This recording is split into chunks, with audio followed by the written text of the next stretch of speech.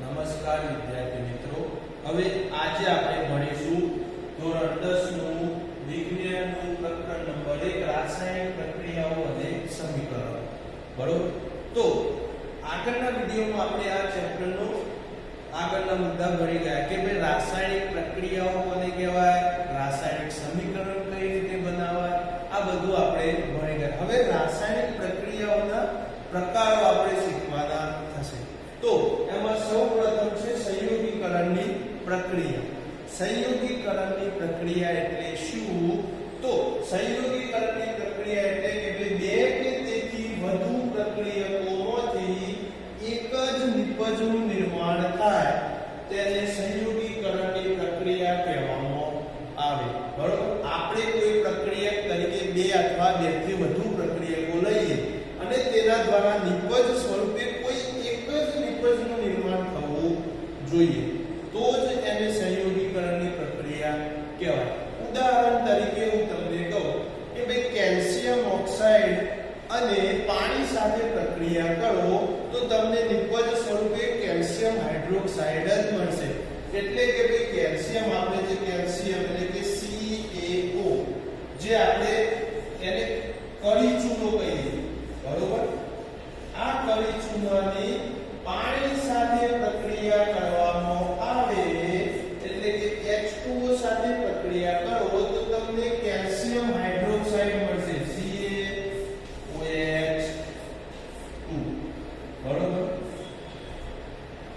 તો આ calcium hydroxide મળે એને શું કહેવાય? ફોડેલો ચૂનો કહેવામાં આવે. બરોબર? આને શું કહેવાય? Calcium hydroxide. બરોબર? તો કેલ્શિયમ ઓક્સાઇડની પાણી સાથે પ્રક્રિયા કરવાથી કેલ્શિયમ હાઇડ્રોક્સાઇડ એક જ નિપજનું નિર્માણ થાય. ત્યારબાદ તમે જ્યારે કળી ચૂનાને કળી ચૂનાના અંદર પાણી નાખો ત્યારે તેના અંદરથી ફોડેલો ચૂનો અને એને સ્પર્શ કરશો બહારથી તો એનું તાપમાન તમે જોજો તો બહુ જ પ્રબળ ઉષ્મા એમાંથી ઉત્પન્ન થતી હશે. એટલે કે શું ઉત્પન્ન થાય? ભાઈ ઉષ્મા ઉત્પન્ન થાય વધારાની. બરોબર? તો આ પ્રક્રિયાને કહેવામાં આવે સંયોગીકરણની પ્રક્રિયા. બરોબર? હવે આપણે રોજિંદા જીવનમાં આ ઉપયોગ કરીએ છીએ કે ઘરને કલર કામ કરવું હોય. બરોબર? તો કળી ચૂનાના અંદર પાણી નાખીને એને પ્રક્રિયા કરવામાં આવે તો કેલ્શિયમ હાઇડ્રોક્સાઇડ એટલે કે ફોડેલો ચૂનો ઉત્પન્ન થશે. એ ફોડેલા ચૂનાને ઘરની દિવાલ ઉપર રંગવામાં આવતો હોય છે. બરોબર? હવે ઘરની દિવાલ ઉપર તમે રંગી દીધું, ત્યારબાદ 2-3 દિવસ થશે એટલે એના ઉપર ચમક આવશે. તો આ ચમક આવવાનું કારણ શું? તો જ્યારે તમે CaOH2 ને લગાવી દો એટલે કે કેલ્શિયમ હાઇડ્રોક્સાઇડ ને દિવાલ ઉપર લગાવી દો ત્યારે 2-3 દિવસ બાદ એના ઉપર હવામાં રહેલા કાર્બન ડાયોક્સાઇડ એટલે કે CO2 ની બહુ ધીમી પ્રક્રિયા એના ઉપર થશે. હવે CO2 ની એના ઉપર પ્રક્રિયા થશે એટલે તમને મળશે CaCO3 એટલે કે જે કેલ્શિયમ કાર્બોનેટ ઉત્પન્ન થશે અને એ કેલ્શિયમ કાર્બોનેટ આપણી દિવાલ ઉપર ચમક લાવી દે. બરોબર? Calcium carbonate H2O. બરોબર? આ કેલ્શિયમ કાર્બોનેટ કહેવામાં આવે. બરોબર? આ કેલ્શિયમ કાર્બોનેટ જે ઉત્પન્ન થયો એના કારણે દિવાલ ઉપર ચમક આવેલી જોવા મળે કે ભાઈ લાગે કે ભાઈ આપણા ઘરનું કલર કામ હમણાં જ કર્યું હોય એવું આપણને લાગે. બરોબર? તો હવે આપણે ભણતા સંયોગીકરણ. તો મેં તમને આ એક ઉદાહરણ કહ્યું. બીજું ઉદાહરણ આપણે કોઈ લઈએ કે ભાઈ કોલસાનો સળગવાનો એટલે કે કોલસો તમે સળગાવો તો તમે કે કાર્બન ડાયોક્સાઇડ ઉત્પન્ન થાય. બરોબર? એટલે કોલસો એટલે કાર્બન.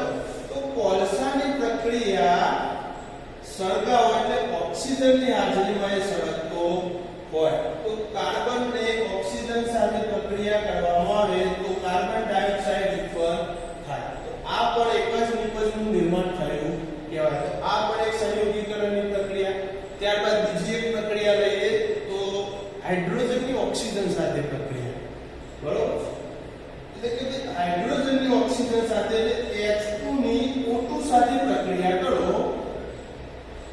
જાણીએ કે ભાઈ હાઇડ્રોજનની ઓક્સિજન સાથે પ્રક્રિયા થાય તો પાણી બને એટલે કે H2O આપણને મળતું હોય બરોબર એટલે કે ભાઈ હાઇડ્રોજનના બે પરમાણુ લો એટલે આપણને 2H2O મળે જે પાણી આપણે કહીએ છીએ બરોબર હાઇડ્રોજન ઓક્સાઇડ બરોબર તો આ બધી પ્રક્રિયાઓ હતી સંયોગીકરણની પ્રક્રિયા તમને પરીક્ષામાં પ્રશ્ન પૂછાઈ શકે કે ભાઈ રાસાયણિક પ્રક્રિયાના પ્રકારમાંથી એક પ્રકાર સમજાવો અથવા તો સંયોગીકરણની પ્રક્રિયા વિશે નોંધ લખો તો સંયોગીકરણની પ્રક્રિયા કોને કહેવાય આપણને આવડતું હોવું જોઈએ ત્યારબાદ એના ઉદાહરણ આપણને આવડતા હોવા જોઈએ બરોબર આ હતી સંયોગીકરણની પ્રક્રિયા હવે આગળ આવશે વિઘટન પ્રક્રિયા બરોબર આમાં એક આવે છે ટોપિક ઉષ્માક્ષેપક પ્રક્રિયા પરંતુ ઉષ્માક્ષેપક પ્રક્રિયા આ વખત સિલેબસમાંથી રદ કરવાનો છે